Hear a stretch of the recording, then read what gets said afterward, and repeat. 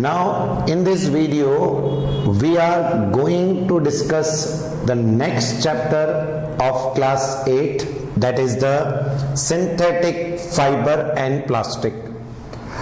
ये चैप्टर आपने class 7th में भी डिस्कस किया है, उसका छोटा पार्ट। अब हम डिटेल में इसको थोड़ा और पढ़ेंगे, that is synthetic fibres and plastic. क्या होता है सर, ये चैप्टर का नाम क्या है? प्लास्टिक तो मुझे उम्मीद है आप सबको मालूम है, सिंथेटिक फाइबर भी पता होंगे, जैसे नाइलॉन की रस्सी आती है, पीवीसी के पाइप आते हैं, पीवीसी का आपका जूते का सोल आता है, थर्माकोल से आप खेलते हैं, तो ये सब जितने भी हैं, टेरलिन आएगा, टेरिकॉट आएगा, कई सारे हम पढ़ेंगे। तो ये सब आपके क्या हैं? Synthetic fibres. सिंथेटिक जो हमने बनाया, ह्यूमन बीइंग जो बनाता है उसको सिंथेटिक बोलते हैं। तो आपको पहले चैप्टर का नाम क्लियर है कि सर इस चैप्टर में हम पढ़ने जा रहे हैं फाइबर्स जो हम ह्यूमन बीइंग ने बनाए, लाइक नाइलॉन की रस्सी और ये सब, एंड प्लस हम प्लास्टिक को इसके यहां पर डिस्कस करेंगे। तो दो चीजें हमारी मेन इसमें रहेगी। बट चाहे प्लास्टिक हो चाहे सिंथेटिक फाइबर हो, ये दोनों एक पॉलीमर है। अब आपके लिए नया वर्ड, सर ये पॉलीमर क्या होता है? आपने कहा ठीक है नाइलॉन की रस्सी समझ में आ रही है, प्लास्टिक समझ में आ रहा है, बट ये पॉलीमर क्या चीज होती है? तो देखिए पॉलीमर क्या है, इसको समझाने के लिए एक एग्जांपल में ले रहा हूं, समझना। जैसे हमारे घर में सबसे छोटा हिस्सा होता है ब्रिक। ब्रिक सबसे छोटा हिस्सा है हमारे घर का, और ब्रिक कंबाइन होती चली गई और एक दीवार बन के तैयार हो गई। तो ब्रिक क्या हुआ, जो आपका सिंगल पार्ट होता है उसको हम कहते हैं मोनोमर, और इससे मिलके जो दीवार बनी इसको हम बोलते हैं पॉलीमर। ये वर्ड है। तो अब देखिए पहला मोनो, कई बार हम लोग यूज कर चुके हैं वर्ड मोनो। मोनो का मतलब भी होता है सिंगल। कहीं पर भी फिजिक्स केमिस्ट्री बायो में वर्ड आए मोनो, तो आपको ध्यान रखना है सर मोनो मतलब सिंगल, और कभी भी वर्ड आए पॉली, पॉली मतलब मैनी, बहुत सारे। सिंगल के लिए मोनो, बहुत सारे के लिए पॉली। और मर का मतलब होता है यूनिट। यूनिट तो अभी बताओ, brick is a single unit. Brick तो एक होती है, बट एक के बगल में दूसरी, दूसरी के बगल में तीसरी, के बगल में चौथी, ऐसी ब्रिक्स ब्रिक्स ब्रिक्स आप जमाते चले गए, तो कई सारी ब्रिक्स ने मिलकर क्या बना दिया? Wall, and wall is a polymer. तो हम जब प्लास्टिक की बात करते हैं, हम जब सिंथेटिक फाइबर्स की बात करते हैं, तो इनमें कई सारे छोटे छोटे छोटे छोटे क्या मिलते हैं? मोनोमर। जैसे मैंने कहा ना, आपका घर बनाना है तो दीवार में ईंट लगाओगे, फिर पूरी दीवार खड़ी होगी।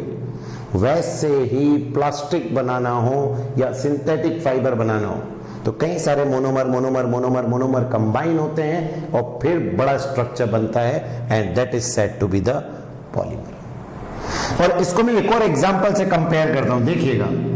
सपोज आपने चेन तो देखी होगी, गले में पहनने की चेन आती है, डॉग को पकड़ने के लिए चेन आती है, उसमें गले में बांधते हैं। उन चेन में क्या ऐसी कई सारी कड़ियां जुड़ी हुई रहती हैं? ये देखिए इस तरह से, ये देखिए कई सारी कड़ियां जुड़ जुड़ के ऐसी पूरी एक लंबी चेन बना देती। होता है सर?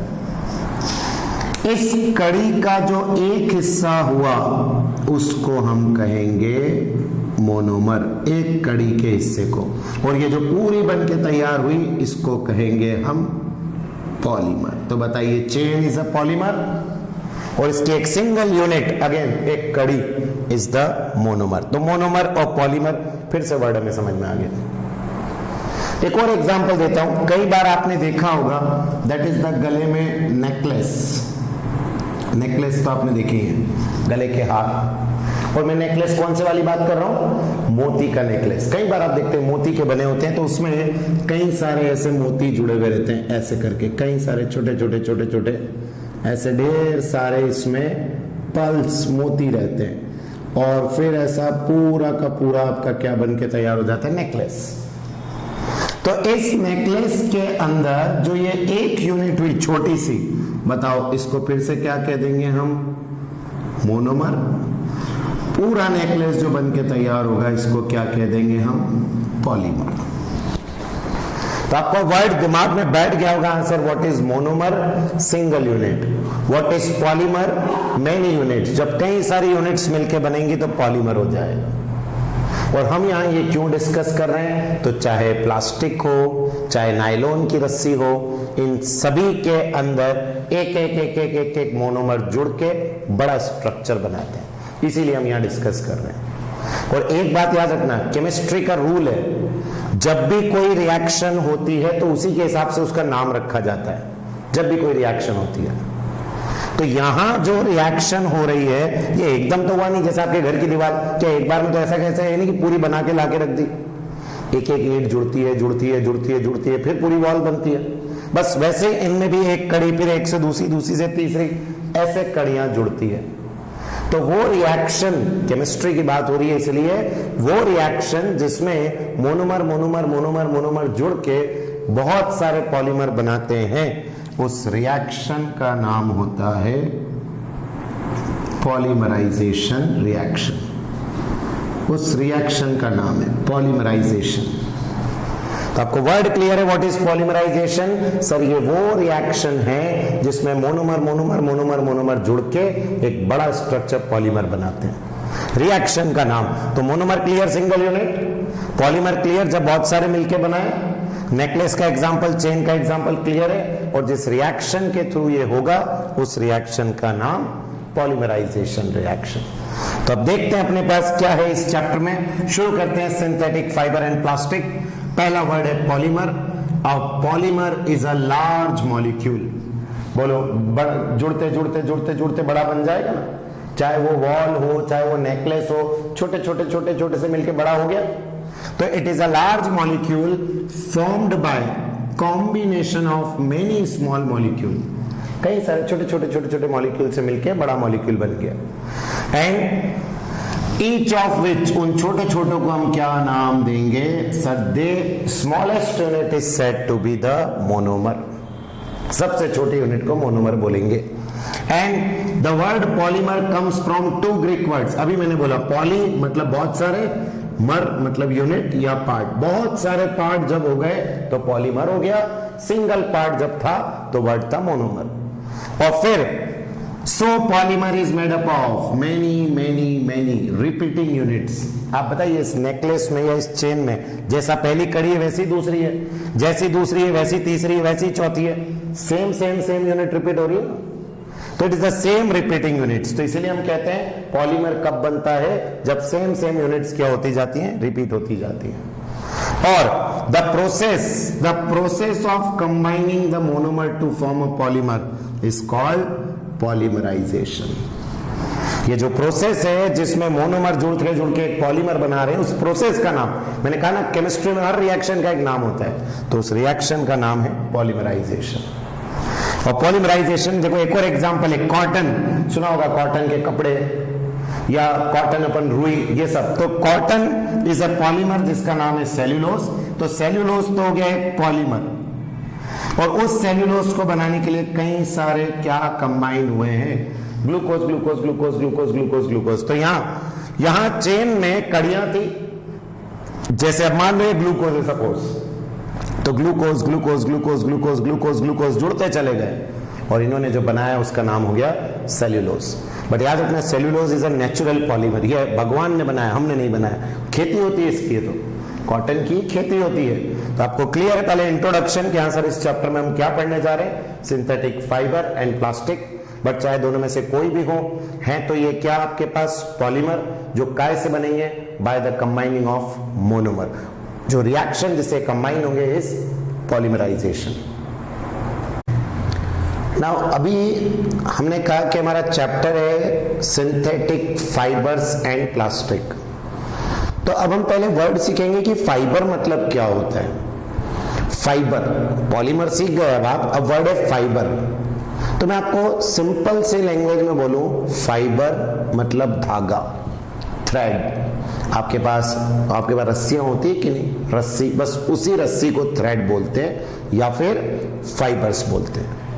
तो फाइबर क्या है डेफिनेशन में? Fibre are material in the form of, किस फॉर्म में?